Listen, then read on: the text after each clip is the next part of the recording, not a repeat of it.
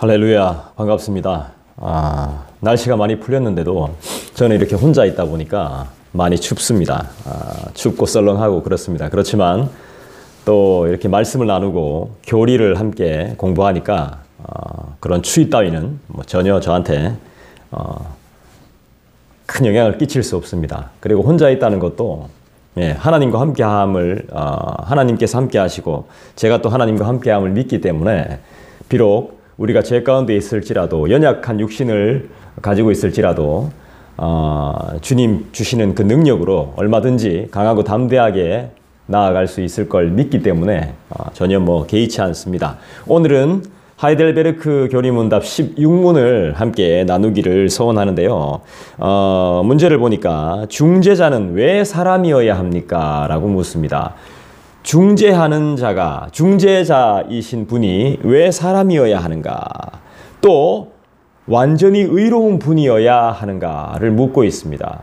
완전한 인간이자 사람이어야 하고 또 사람인데 의로운 분이어야 한다라는 것입니다. 사람이 의로울 수가 있겠습니까? 혹 있을 수 있을까요? 네. 저는 본 적은 없습니다. 네. 본 적은 없습니다. 그리고 그렇게 믿고 싶지도 않습니다.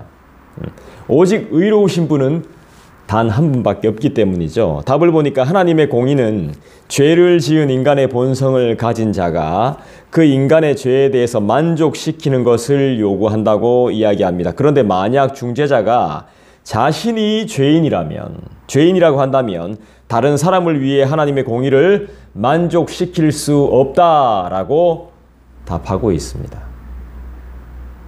우리 결국 인간은 하나님과 인간 사이의 중재자가 될 수 없는 거네요. 그죠? 우리가 죄로 인해서 하나님과의 관계가 틀어졌어요. 우리가 죄로 인해서 다른 사람들과의 관계가 틀어졌다면 또 죄인이 나서서 그 관계를 바로잡을 수 없다는 것이죠. 죄 없는 자가 오셔서, 죄 없는 자가 와서 이 관계를 회복시켜야 되는 것입니다.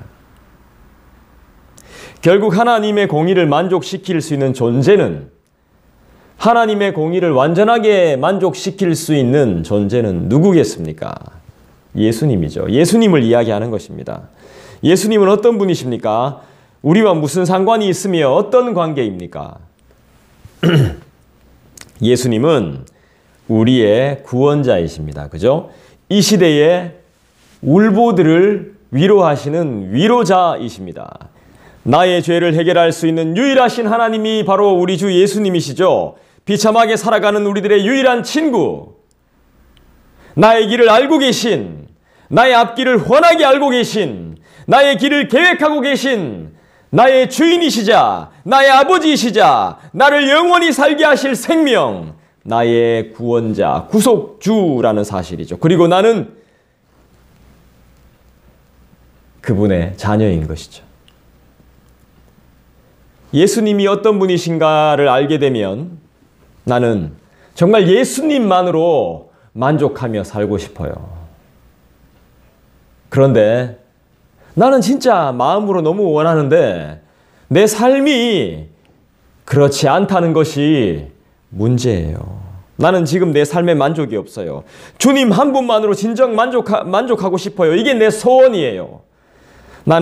그렇지만 나는 세상적인 기준에 진짜 많이 빠져있고 완전히 함몰되어 있어요. 예수님 믿으면 복받아야 되고, 사업이 잘 돼야 되고, 돈도 잘 벌어야 되고, 교회도 부흥해서 사람이 많아져야 되고, 내 아이들이 공부도 잘해야 하는 그런 생각들로 막 꽉 차 있습니다. 또한 이것뿐만이 아닙니다. 기도하면 필요한 것이 짠 하고 나타나야 되고, 결혼도 잘해야 되고, 한눈 팔지 않아야 되고, 그 누구보다 건강해야 되고, 병원 신세 질 필요 없는 불사조의 삶을 영원히 가져야 된다고 저는 마음에 생각하고 있는 것 같아요. 하지만 저는 압니다. 주님을 믿으면 이렇게 안 된다는 걸. 이게 목적이 아니라는 걸. 이게 관심이 아니라는 걸. 그럼에도 불구하고 나는 주님을 믿지만 세상 욕심을, 세상을 믿는 이 마음도 버리지 못하고 있는 것이 나의 현실입니다. 양다리 걸치고 살고 있는 것입니다. 생각이 바뀌고 나에게 매여 있는 세상의 자랑들이 벗겨져서 그분의 말씀으로 행복하고 그분을 노래하고 예배함이 온전한 기쁨이 되어졌으면 합니다. 저는 간절합니다. 이게 저의 소원입니다. 2023년의 소원이고 2024년에도 소원일 겁니다. 저는 많이 연약해요. 앞길도 몰라요. 그런데다가 게으르기까지 해요. 계획도 없어요. 그러나 저는 경험해 보고 싶습니다. 경험했을 겁니다. 하지만 더 많이 경험하고 싶어요. 약할 때 강함 되시는 우리 주님을 경험키를 원해요. 그래서 주님으로 만족하고 주님이 나의 모든 것이 되신다고 전하고 자랑하고 싶어요. 사실 제가 이런 묵상을 하고 이런 간증을 하고 이런 나눔을 한다는 자체가 주님의 은혜이고 기적이고 정말 엄청나게 놀라운 변화입니다. 변화예요, 변화. 제가 계획하고 준비한 일이 뜻대로 다 되지 않고 있다 할지라도 실망할 필요가 없다는 것을 저는 알고 있습니다. 이미 나는 천국을 맛보고 있고 기적을 보고 있으며 은혜를 경험하고 살고 있기 때문입니다. 기도로 많은 것을 누리고 있고 또 기도해야 된다는 마음이 내 안에 가득하기 때문에 하나님이 뭔가 주실 것이 있다는 것을 알고 있습니다. 예비하고 있다는 것을 알고 있습니다. 이루어 가실 거라는 것을 믿고 있습니다. 저한테는 이게 너무너무나 놀라운 변화인 것입니다. 감사할 것밖에 없죠. 그래서 비록 현실은 어려움이 상당해요. 하지만 이게 끝이 아님을 믿습니다.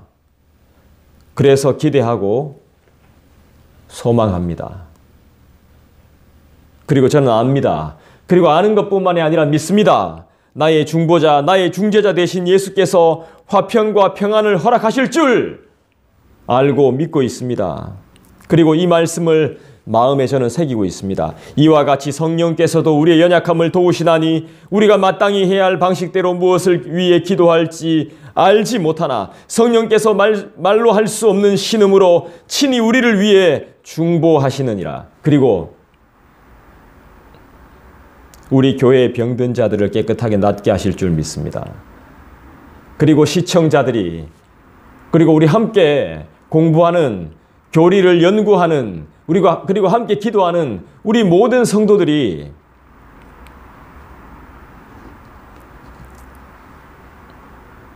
성도들을 하나님께서 깨끗하게 하실 줄 믿습니다.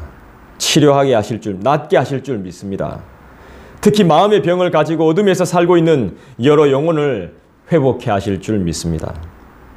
우리의 죄를 대신 지신 완전하신 그분께서 우리를 치료하시며 자유의 자리를 준비하고 계심을 믿습니다. 그래서 나는 주님께 모든 것을 겁니다. 주님이 나의 소망이시고 전부이시기 때문입니다. 이 말씀이 또 떠오릅니다. 나는 부활이요 생명이니 나를 믿는 자는 죽어도 살겠고 누구든지 살아서 나를 믿는 자는 결코 죽지 아니하리라. 나는 부활이요 생명이니 나를 믿는 자는 죽어도 살겠고 누구든지 살아서 나를 믿는 자는 결코 죽지 아니하리라. 그분은 내 삶의 주인이십니다. 우리의 사명은 우리의 주인이신 그분을 기쁘게 하는 것입니다. 어떻게 하면 될까요? 어떻게 해야 되겠습니까? 주님과 동행하는 것뿐입니다. 가장 기본적인 것이 예배입니다. 어떤 일이 벌어진다 할지라도 어떤 상황이 온다 할지라도 우리는 예배해야 됩니다. 그리고 기도입니다. 그리고 말씀 묵상입니다. 그리고 착하고 선한 마음과 의로운 행동입니다. 먼저 그의 나라와 그의 의를 위해 사는 삶입니다. 나를 버릴 수 있어야 합니다. 나를 부인해야 합니다. 스스로 말입니다. 스스로 그걸 해내야 되는 것입니다. 다른 걸 스스로 하는 것이 아니라 나 자신을 부인하는 것, 하나님의 나라가 임하는 것을, 그의 의로 사는 것을, 나를 부인하고 그분으로 사는 것을 스스로 해야 된다는 것입니다. 스스로 소망해야 된다는 것입니다. 나도 사실 이거 스스로 우리는 못합니다. 소망해야 된다는 것입니다. 소망. 더 많이 소망하고 더 많이 바라야 되고 더 많이 원해야 되는 것입니다. 회개하고 나와야 됩니다. 스스로 해야 됩니다. 누군가가 회개해 주는 거 아닙니다. 누군가가 상황을 만들어 주는 거 아닙니다. 누군가가 우리를 좋은 상태로 만들어 주는 게 아니에요. 스스로 해야 됩니다. 스스로. 이것을 스스로 해야 됩니다. 스스로 회개하십시오.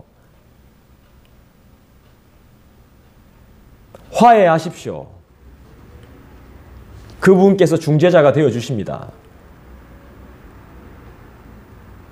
에베소서 5장에 보니까 너희가 전에는 어두움이더니 이제는 주 안에서 빛이라 빛의 자녀들처럼 행하라 하셨습니다. 빛의 자녀들처럼 행하는 것, 이것이 무엇입니까? 빛의 열매는 모든 착함과 의로움과 진실함에 있다고 했습니다. 그 반대로 살고 있는 여러분, 그 반대로 삶을 살아가는 것을 기뻐하는 저와 여러분, 스스로 회개해야 됩니다. 이 말씀을 들었다면 스스로 나와야 되는 것입니다. 빌립보서 2장에도 보니까 너희 안에서 행하시는 이는 하나님이시니 자기의 기쁘신 뜻을 위하여 너희에게 소원을 두고 행하게 하시나니 모든 일을 원망과 시비가 없이 하라. 이렇게 말씀하십니다. 반대로 살아가고 있는 여러분, 빨리 회개하십시다. 주님의 명령입니다. 우리는 주님의 말씀을 따라야 됩니다. 왜죠? 주님은 우리의 왕이시기 때문에 그렇죠. 전능하신 하나님이시며 영존하신 우리 아버지가 되시며 모든 것 위에 뛰어나신 이름이시며 평강의 왕이십니다. 이 모든 것을 말씀을 통해 알게 되었다면 우린 주님을 내 마음과 정성을 다해 예배하며 목소리 높여 전능하신 나의 주님을 찬양하게 될 것이고 그분의 말씀대로 살아갈 것입니다. 적용할 것이고 실천할 것입니다. 우리는 너무 모른다는 사실이죠. 너무 무지했습니다. 그럼에도 다 안다고 생각했나 봅니다. 교만의 끝판왕들입니다. 다시 시작하십시다. 다시 그 말씀을 들고 읽으시길 바랍니다. 그분의 말씀대로 살아야 합니다. 이 기회를 놓쳐서는 안 됩니다. 나중에 미루지 마시길 바랍니다. 기회가 사라질지도 모릅니다. 문이 열리지 않을지도 몰라요. 우리의 보배 되시며 우리의 삶의 진정한 반석 되시는 분이 우리 주 예수 그리스도이십니다. 진정으로 그분을 믿는다면 내가 죄인이라고 잘못했다고 시인하십시오. 다 용서하십시다. 책으로 상담으로 안 됩니다. 스스로 회개하고 주님 앞으로 나오십시오. 내가 있어야 할 자리에 있어야 되는 것입니다. 방구석에 처박혀 있으면 안 됩니다. 은혜의 역사가 잔잔히 그리고 평안히 저와 여러분에게 임할 것임을 믿습니다. 교회를 만드시고 우리를 보호하시고 지키시는 분, 그분은 나와 우리의 생명이 되시며 중보자이시며 구원자이십니다.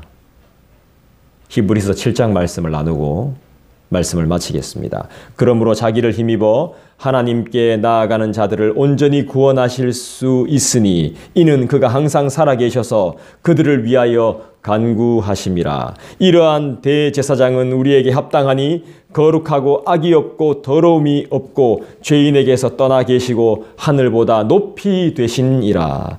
그는 저 대제사장들이 먼저 자기 죄를 위하고 다음에 백성의 죄를 위하여 날마다 제사 드리는 것과 같이 할 필요가 없으니 이는 그가 단번에 자기를 드려 이루셨음이라. 할렐루야. 오늘 말씀을 기억하시면서 문답을 기억하시면서 우리의 유일한 중재자 되시고 중보자 되시고 구원자 되신 주님께 감사와 찬송과 영광을 올려드리며 그분이 이루실 것들을 기대하며 소망하는 저와 여러분 되기를 간절히 원합니다. 개인적으로 기도하겠습니다. 기도하실 때 기도를 좀 부탁드리고 싶습니다. 저희 주일학교에 한 영혼이 있습니다. 저희 주일학교 학생들은 많지 않습니다. 그 중에 한 친구, 우리 이준선이라는 친구가 있는데 이 영상을 시청하시는 분들은 함께 좀 기도해 주셨으면 좋겠습니다. 신장이 많이 안 좋아진 것 같아요. 처음에 병원 갔을 때는 가스와 이게 변이 차서 관장을 해야 된다 하고 뭐 정확한 원인을 말하지 않았지만 혈뇨가 계속 나오고 있습니다. 소변에 피가 계속 나오는데요. 신장이 안 좋아진 것 같습니다. 주님이 이 어린 영혼을 6살밖에 안 됐습니다. 이 어린 영혼을 좀 치료해 주시도록 우리 모두가 이 영혼이 낫는 것을 보며 더욱더 우리가 내 자신을 성찰하고 내 자신을 돌아보며 회개하며 내 자신을 부인하고 하나님의 은혜만을 족하게 여기는 그의 나라와 그의 의가 드러나는 삶이 되어질 수 있도록 정말 깊이 회개하며 주님의 만지심을 구하는 기도를 여러분들에게 함께 좀 도움을 구합니다. 같이 기도했으면 좋겠습니다. 같이 기도해 주시기를 부탁드립니다. 개인적으로 기도하는 시간 갖겠습니다.